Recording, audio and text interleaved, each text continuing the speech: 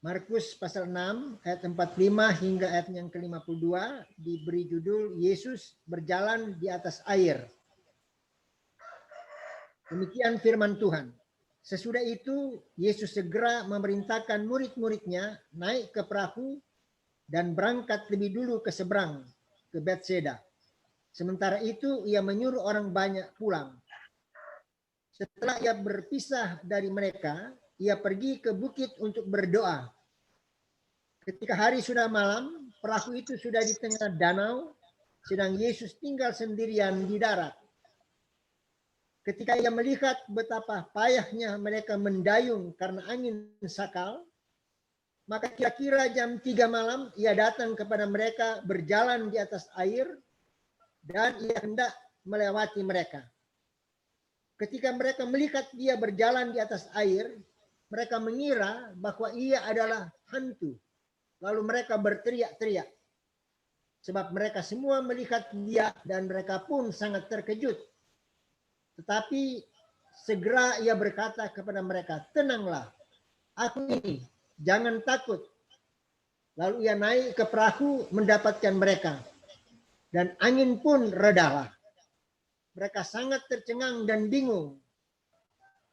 Sebab sesudah peristiwa roti itu, mereka belum juga mengerti dan hati mereka tetap degil. Demikianlah firman Tuhan. Berbahagialah bagi kita semua yang mendengarkan firman Allah dan menaruhnya di dalam hati kita. Saudara-saudara sekalian, topik yang disodorkan oleh panitia kepada saya dalam pembacaan Markus pasal 6 ini ialah hidup teguh dan bergembira. Hidup teguh, bergembira, tenang bersama dengan Yesus. Itu saya mungkin perluas sedikit temanya. Saudara-saudara, memang sejak tanggal 11 Maret tahun 2020, kita dihebohkan dengan adanya pernyataan resmi dari Direktur Jenderal WHO bahwa COVID-19 adalah pandemik yang didasarkan dari pengamatan bahwa virus baru ini telah menyebabkan pada waktu itu sekitar 118.000 kasus yang terdapat di 114 negara. Dan sejak tanggal 28 Oktober yang lalu saya membuat bahan ini, WHO melaporkan sudah lebih dari 43 juta kasus, di mana 1,56 juta orang yang terpapar COVID ini mati dan yang sembuh 31,4 juta. Dan sudah terjadi melebar di semua wilayah di dunia. Ada sekitar 220 teritori. Sehingga memang dalam kondisi seperti ini dikatakan bahwa wabah penyakit ini adalah pandemik. Dan situasi ini tentunya membuat COVID-19 ini sebagai pandemi yang besar karena terjadi dan menyebar di katakanlah sekarang ini di seluruh dunia. Di Indonesia sendiri jumlah orang yang terpapar COVID-19 sampai tanggal 28 Oktober lalu sudah mencapai sekitar 396.000. Mungkin hari ini sudah 400.000 lebih. Dan kita bersyukur karena sudah lebih banyak yang sembuh, sekitar 322.000. Nah, sejak diumumkannya pandemi COVID-19 ini, tentu telah membuat banyak umat manusia di hampir seluruh dunia ini menjadi panik, takut, cemas, bahkan bertanya-tanya, dan mungkin ada juga yang bimbang. Adanya pandemi COVID-19 ini bukan hanya berdampak pada kehidupan sosial dan budaya, tetapi juga sebagaimana kita ketahui berdampak dalam bidang kesehatan, pendidikan, ekonomi, dan politik. Banyak perusahaan-perusahaan yang bangkrut, industri-industri ditutup, pertokoan-pertokoan besar ataupun kecil banyak juga yang ditutup.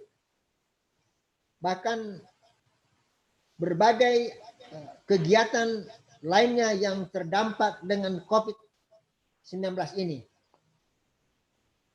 Perusahaan-perusahaan ada yang bahkan mengumumkan pailit atau bangkrut. Sehingga banyak pegawai dan buruh yang harus di-PHK-kan. Dan ini tentunya berdampak sosial yang sangat tinggi. Demikian juga sistem belajar mengajar mulai dari tingkat TK sampai dengan perguruan tinggi karena adanya COVID-19 ini terhenti sejenak selama beberapa bulan. Kemudian setelah itu sampai saat ini sistem pengajaran dilaksanakan secara online. Tugas-tugas di perusahaan, kantor-kantor, sejak adanya COVID-19 ini banyak yang harus dilakukan di rumah, kerja rumah. Dan demikian juga termasuk di dalamnya peribadatan hampir semua kalau di Sulawesi Utara ini sampai ya mungkin sekarang ini sudah ada yang beribadah di gereja, tetapi sebagian besar masih beribadah di rumah dengan melakukan online. Kehidupan persekutuan jemaat memang terdampak oleh COVID-19 ini. Seperti saya katakan tadi, persekutuan jemaat, pengenalan Alkitab, diskusi Alkitab, rapat-rapat, dan berbagai bentuk pertemuan lainnya, semuanya hampir menggunakan live streaming, termasuk tentunya kegiatan yang kita sedang lakukan sekarang ini, Perkantas. Dan sebagaimana kita ketahui, pandemi ini sudah berlangsung selama 7 bulan lebih dan kelihatannya semakin lama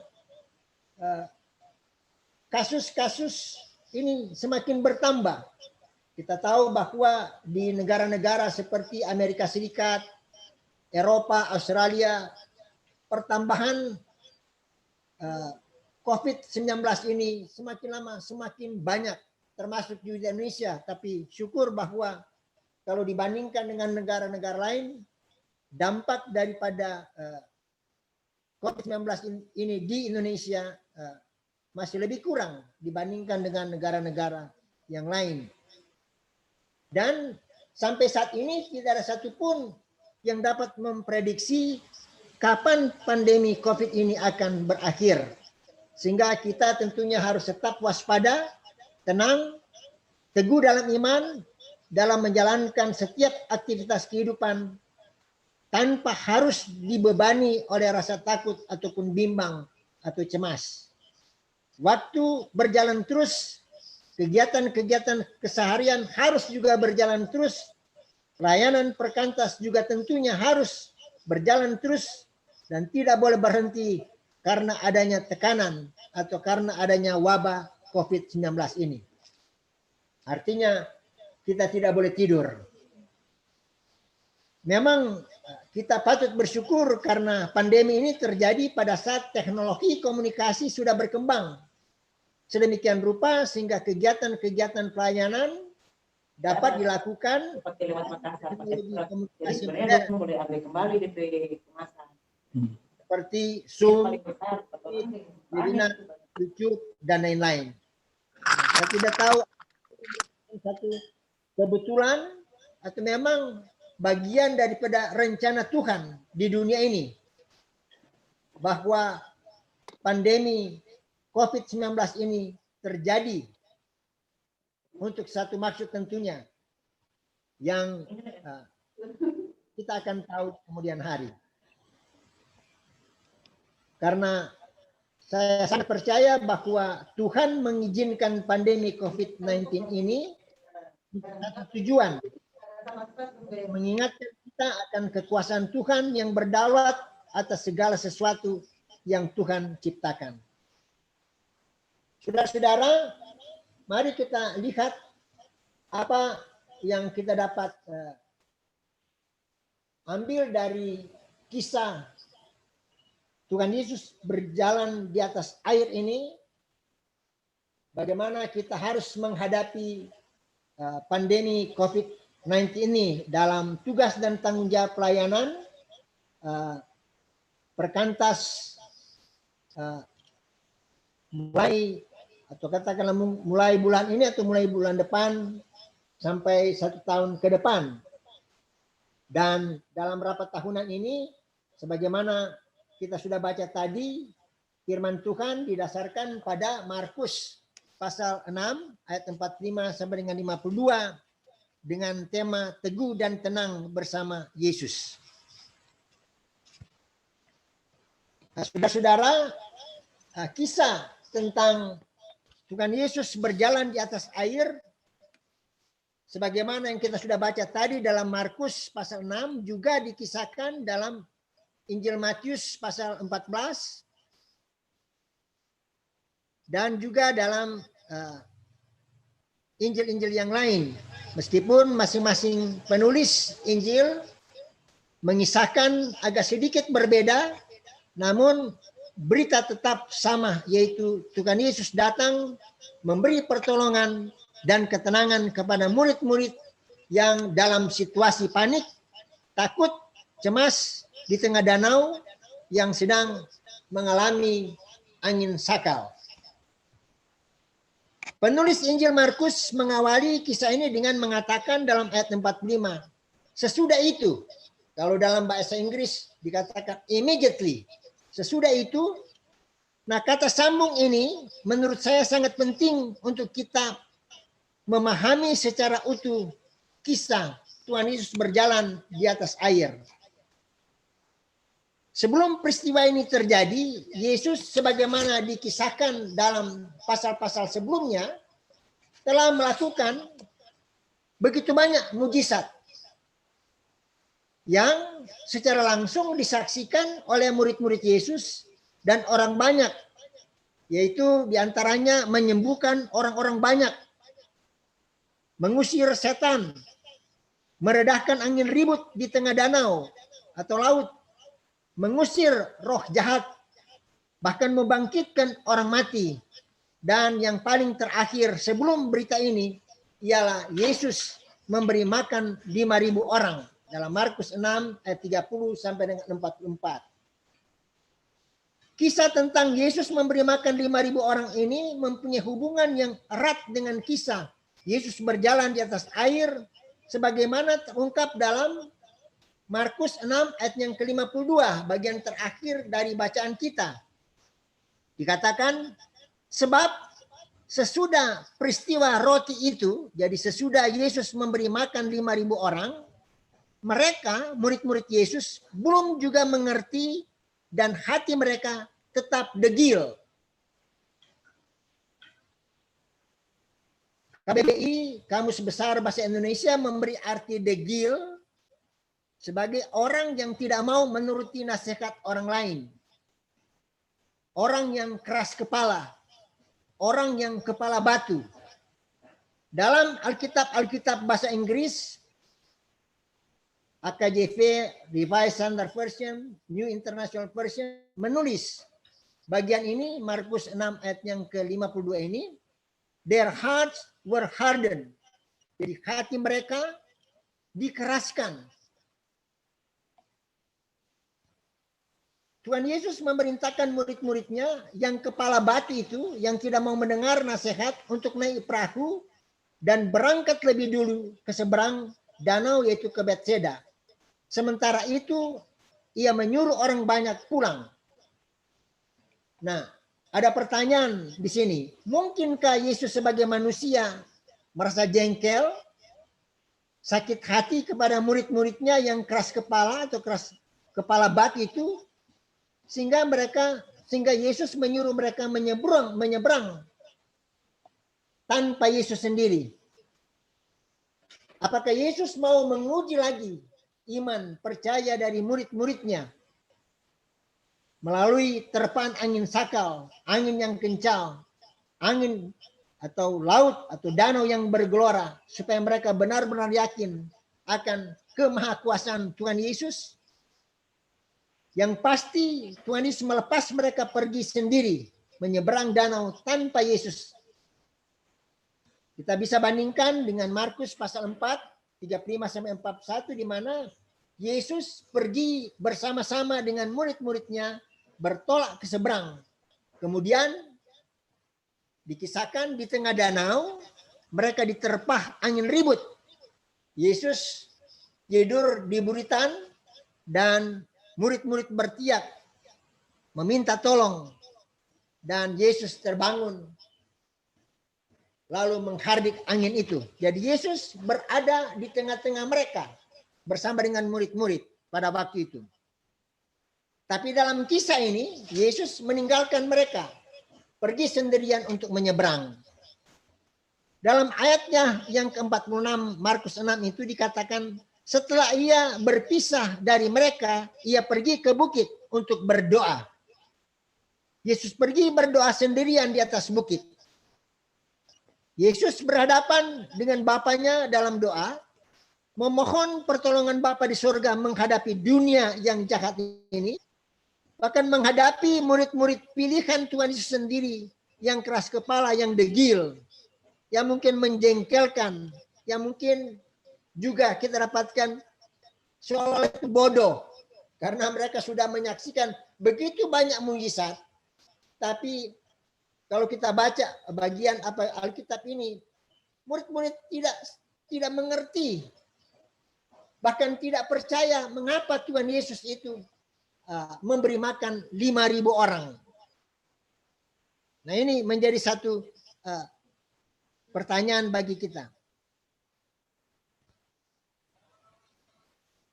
Dan Yesus tentunya harus berdoa agar dia boleh mendapatkan kekuatan, kesabaran, dan ketenangan dalam dirinya sendiri menghadapi pergumulan hidup, menghadapi murid-murid yang degil ini. Nah, kita juga lihat pada waktu Tuhan Yesus berada di Getsemani, Yesus memisahkan diri dengan murid-muridnya untuk berdoa. Dikatakan Yesus sangat sedih dan dia berdoa. Saya kira juga mungkin karena kesedihan dari Yesus melihat kedegilan murid-muridnya, sehingga Yesus memisahkan diri dari murid-muridnya dan pergi berdoa sendirian di atas bukit.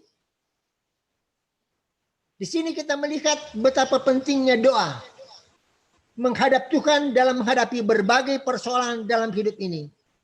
Kita pun sebagai orang Kristen, terutama sebagai pelayan-pelayan Tuhan, mungkin sering menghadapi umat yang seperti murid-murid Tuhan Yesus itu, yang menyebalkan, yang mengecewakan, yang keras kepala, yang menyedihkan. Dan ini terjadi dalam pelayanan. Ada saja anggota-anggota perkantas mungkin, teman sekerja mungkin yang kadang-kadang mengecewakan, yang kadang-kadang menyebalkan, yang kadang-kadang menyakiti hati. Dalam kondisi seperti ini, kita ikut seperti Yesus. Kita butuh kesabaran dan ketekunan, keteguhan iman. Dan ini hanya kita dapat lewat doa. Kita bersekutu dengan Tuhan. Sama dengan apa yang dilakukan oleh Tuhan Yesus. Menyingkirkan diri, berdoa, dan meminta pertolongan dari Tuhan. Musa juga sebagai hamba Tuhan menghadapi umat Israel yang seperti disaksikan dalam Yesaya pasal 48 ayat 4 dikatakan demikian. Umat yang tegar tengkuk, keras kepala, dan berkepala batu. Itulah istilah yang disampaikan oleh Yesaya terhadap umat Israel. Umat yang tegar tengkuk, keras kepala, dan berkepala batu. Dalam menghadapi umat seperti ini, Musa selalu datang menghadap Tuhan, berdoa bagi umatnya agar supaya melalui doa Musa ini dia terus dapat memimpin perjalanan dari umat Tuhan, bangsa Israel menuju ke tanah Kanaan. Meskipun tadi juga dalam doa pembukaan kita sudah mendengar bahwa mereka dituntun dengan tiang awan. Perjalanan mereka menuju ke Kanaan. Tapi selalu mendapatkan begitu banyak tantangan. Musa mendapatkan begitu banyak tantangan, pergumulan. Sehingga dia terus tetap berdoa. Sehingga perjalanan jalan terus.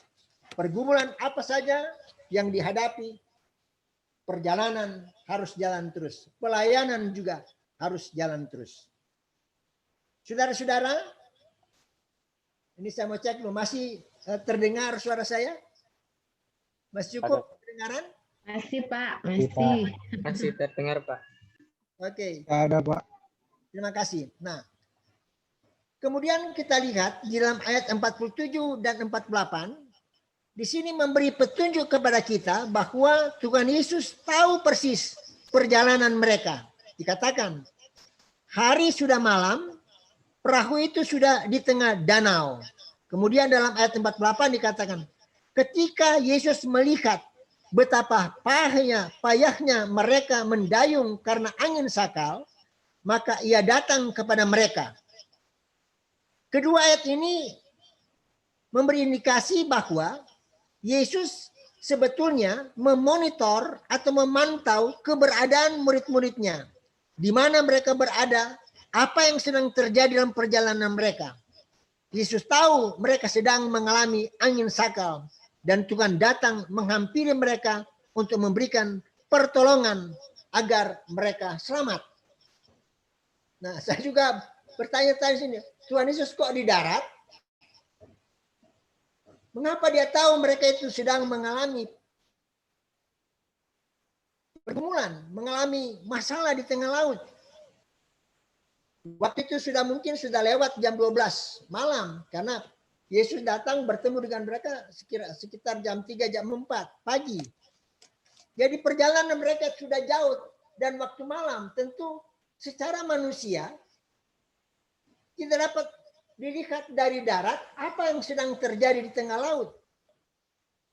Apa yang terjadi di dalam perahu yang ditumpangi oleh murid-murid Tuhan Yesus. Tetapi di sini dikatakan Tuhan tahu mereka sedang menghadapi masalah. Ini luar biasa. Bagaimana Tuhan mengetahuinya? Saya kadang-kadang berpikir demikian. Mungkin sesudah Tuhan Yesus berdoa, dia ikut mereka dari belakang, berjalan di atas laut, di atas air, mengikuti mereka dalam, lalu melihat bagaimana kondisi mereka di tengah laut. Saudara-saudara, seringkali dalam perjalanan hidup ini, Tuhan membiarkan kita berjalan sendirian atau seolah berjalan sendirian menghadapi tantangan, pergumulan dalam hidup, menghadapi gelombang kehidupan, sehingga kita bisa saja terombang-ambing oleh derasnya angin topan, gelombang kehidupan ini. Ya, kita bisa katakan sudah sekitar 7 bulan lamanya kita diombang-ambingkan oleh gelombang kehidupan karena adanya rasa takut, ada rasa cemas dan bimbang menghadapi pandemi COVID-19 ini yang telah membatasi aktivitas kehidupan kita sehari-hari. Dan tentunya sekaligus memengaruhi aktivitas pelayanan kita. Dalam hal ini juga aktivitas perkantas. Tetapi Tuhan Yesus sebenarnya sedang memantau perjalanan hidup kita. Tuhan tahu sudah sampai di mana kita berada. Tuhan tahu kita sedang mengalami kesulitan. Tuhan tahu sudah banyak orang yang terpapar COVID-19. Dan sudah banyak yang meninggal akibat virus ini. Termasuk juga sudah banyak orang Kristen. Dan pelayan-pelayan Tuhan. Bahkan pendeta dan gembala sidang yang mati karena terpapar oleh virus ini. Tuhan izinkan kita berada dalam kondisi ini, tetapi bukan berarti bahwa Tuhan tidak tahu apa yang sedang terjadi dalam kehidupan kita. Tuhan mengizinkan pandemi COVID-19 ini untuk saya percaya menguji iman kita, menguji ketahanan dan keteguhan kita menghadapi gelombang kehidupan yang sungguh membahayakan karena dapat mengakibatkan kematian. Kematian pada diri kita, kematian mungkin kepada orang tua kita, sanak saudara kita, teman kita. Dan ini yang membuat kita rasa takut. Kemarin ada teman yang menyampaikan kepada saya bahwa ada seorang ibu yang tiba-tiba jatuh, langsung dibawa ke rumah sakit, dan ternyata ibu ini terpapar virus corona. Anak-anak, keluarga sangat takut melihat peristiwa ini. Siapa yang tidak takut? Kalau pada akhirnya dokter memvonis bahwa ibu mereka, oma mereka terpapar oleh COVID-19 ini. Jadi rasa takut itu selalu ada. Dan tentunya ada rasa takut juga dan gelisah apabila kita berada di tengah-tengah orang banyak. Takut terjangkiti virus ini. Sehingga terkadang kita sering udah takut mau keluar, takut beraktivitas, takut berinteraksi dengan orang lain. Termasuk takut berinteraksi dengan sanak saudara. Ya, kita juga terus terang, karena umur kita sudah lanjut 75 tahun, katanya itu pekah terhadap penyakit ini, mau baku dapa dengan cucu-cucu kalau mereka baru keluar, pergi mungkin ke mall atau ke teman-teman, pulang udah takut mau ketemu, jangan terjangkit oleh penyakit ini. Jadi itu perasaan itu selalu ada. Tetapi sesungguhnya seperti yang kita belajar dalam kisah tentang Tuhan Yesus berjalan di atas air, bahwa kita berjalan bukan tanpa pemantauan Tuhan Yesus. Mengapa? Karena kita tahu bahwa He is Immanuel. Ia beserta dengan kita. Tapi kadang-kadang kita orang lupa ini, bahwa Yesus ada beserta dengan kita. He is Immanuel. Dia selalu siap menolong kita.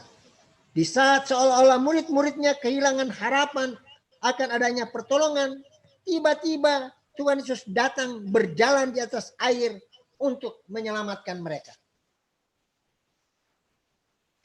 Saudara-saudara, pada bagian akhir ayat 48 dikatakan, Yesus berjalan di atas air dan ia hendak melewati mereka.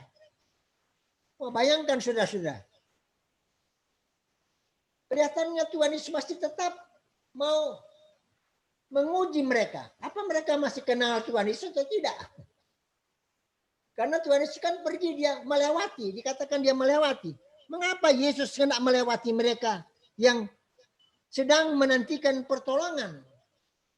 Dan Yesus tahu persis bahwa mereka sedang berada dalam keadaan bahaya. Apakah Tuhan Yesus juga sedang menguji murid-muridnya, mengenal dia, atau apakah mereka tidak mengenal Tuhan Yesus? Dalam ayat 49 dan 50 dikatakan, ketika mereka melihat dia berjalan di atas air, ini Tuhan Yesus melewati mereka, mereka mengira bahwa dia adalah hantu, lalu berteriak-teriak. Rasa takut, cemas, dan bimbang telah menutup mata murid-muridnya sehingga mereka tidak mengenal Tuhan Yesus. Tapi di sini kita lihat sangat luar biasa ya. Meskipun murid-muridnya tidak mengenal lagi Tuhan Yesus, dia berjalan ke depan, tidak mengenal Tuhan Yesus, tetapi Tuhan Yesus tetap datang.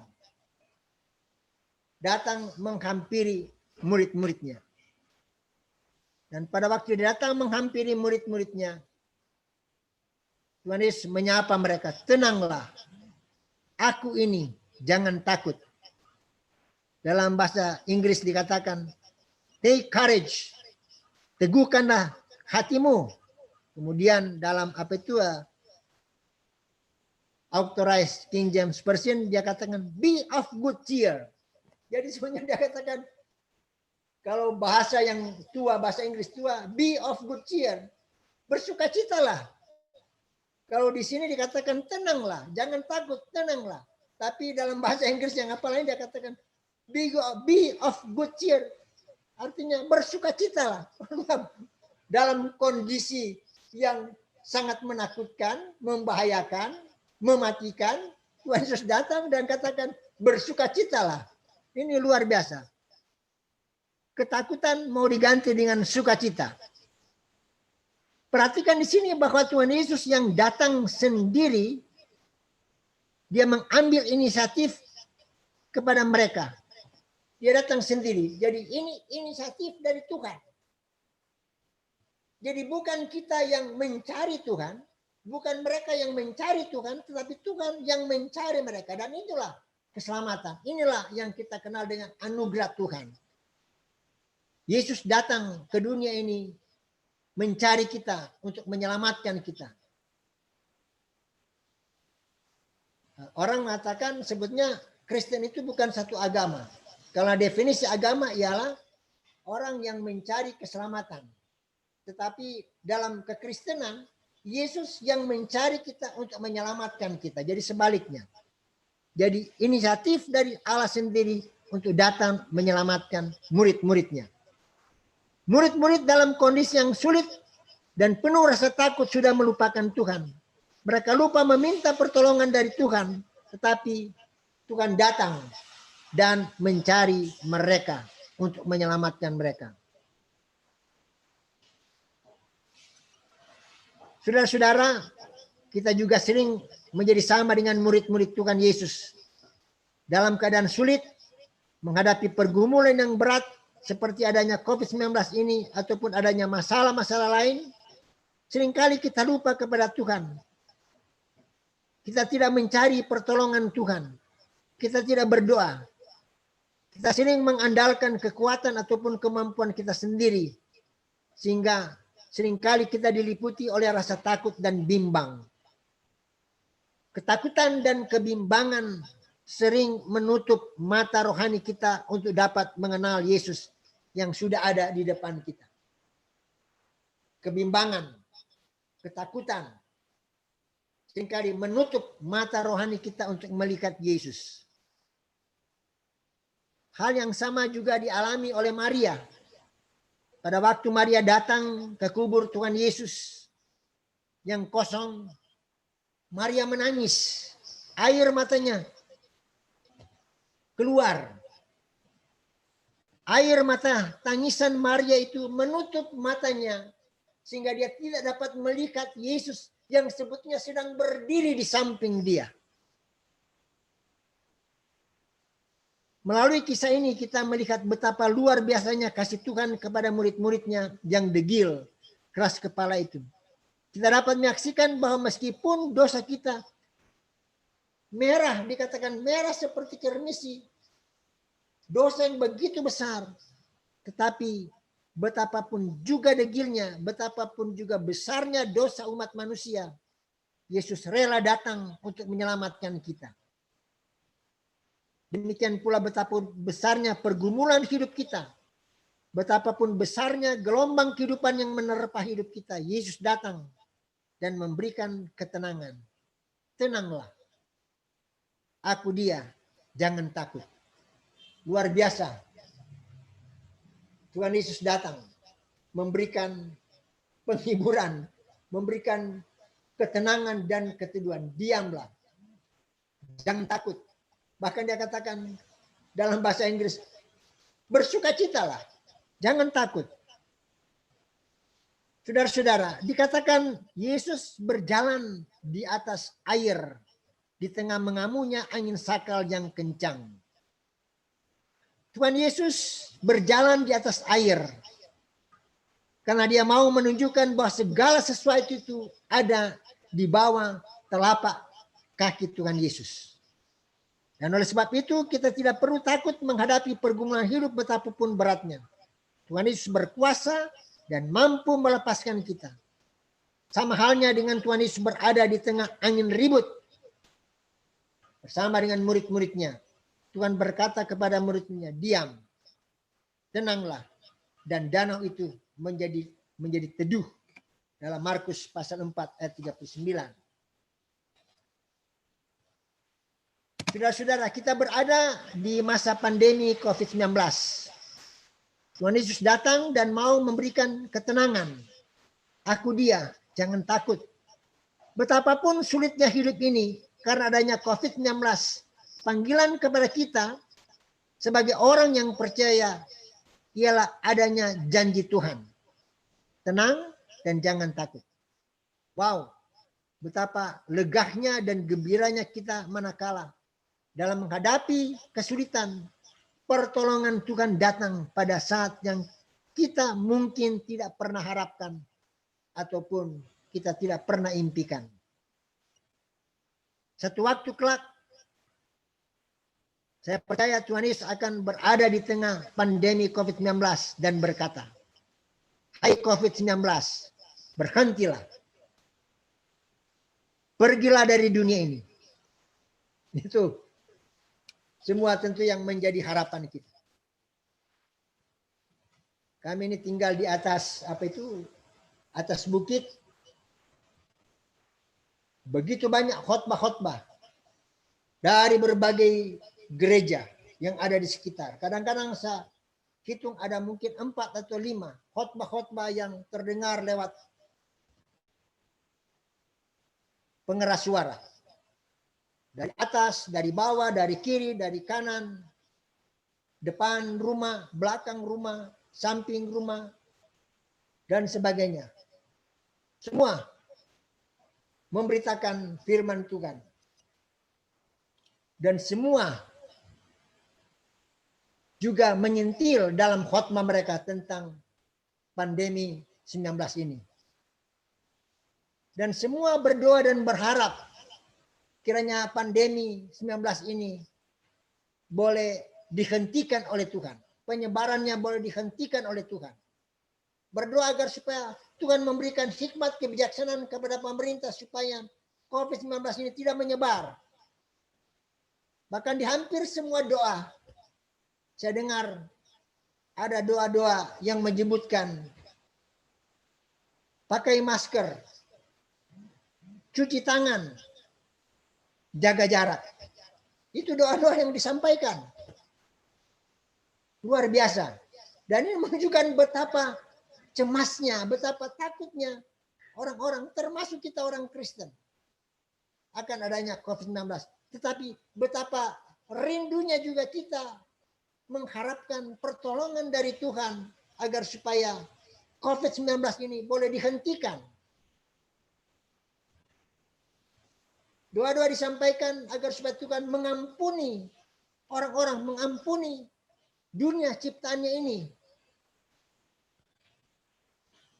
Dan melepaskan dunia ini, melepaskan kita semua, umat Tuhan ini, umat ciptaannya, dari wabah penyakit pandemi COVID-19 ini. Itu hampir setiap jam, kalau ada khotbah, ada persekutuan, itu selalu keluar dari mulut pendeta ataupun gembala ataupun penatua ataupun samas yang berkhotbah, kadim yang berkhotbah. Itu selalu keluar. Ini menunjukkan ada ketakutan, ada kegelisahan, ada kekhawatiran dari seluruh orang, dari banyak orang.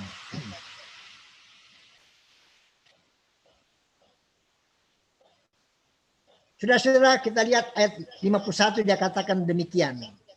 Lalu ia naik ke perahu mendapatkan mereka dan angin pun redahlah. Mereka sangat tercengang dan bingung. Yesus naik ke dalam perahu dan angin pun redahlah. Kata persekutuan dalam bahasa Inggris adalah fellowship. Fellowship itu diambil dari 2 kata, yaitu fellow yang artinya teman dan ship yang artinya kapal. Jadi fellowship adalah teman-teman yang ada dalam satu kapal. Kalau kita hidup dalam persekutuan dengan Tuhan, kita Yesus Kristus, itu berarti Yesus berada bersama dengan kita dalam satu kapal, dalam satu persekutuan. Nah ini yang dikatakan, di mana 2-3 orang bersekutu bersama-sama, Tuhan Yesus ada bersama dengan mereka.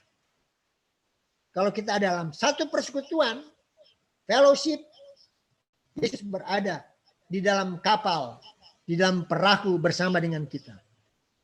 Oleh sebab itu maka tidak akan ada gelombang yang akan terlalu besar. Tidak akan ada angin sakal ataupun angin ribut yang terlalu kencang yang dapat mengganggu bahkan menghancurkan kehidupan kita. Yang dapat mengganggu pelayanan kita.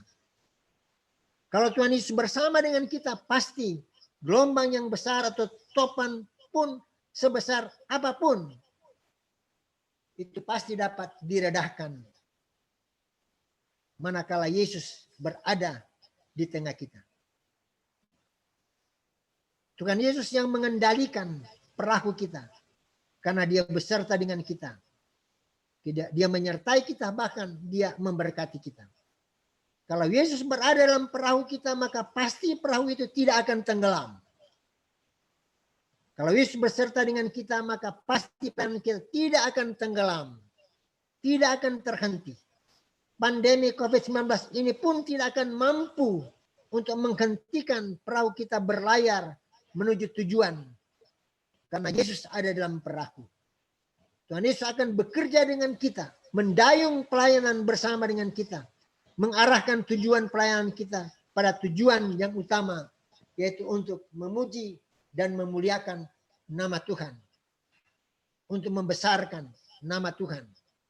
Untuk membawa orang-orang kepada Tuhan. Saudara-saudara, di masa pandemi COVID-19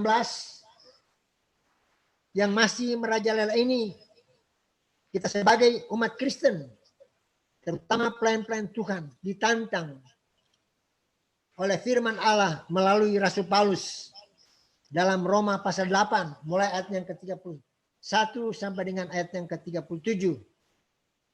Dikatakan demikian. Sebab itu, apakah yang kita katakan tentang semuanya itu? Jika Allah di pihak kita, siapakah yang dapat melawan kita?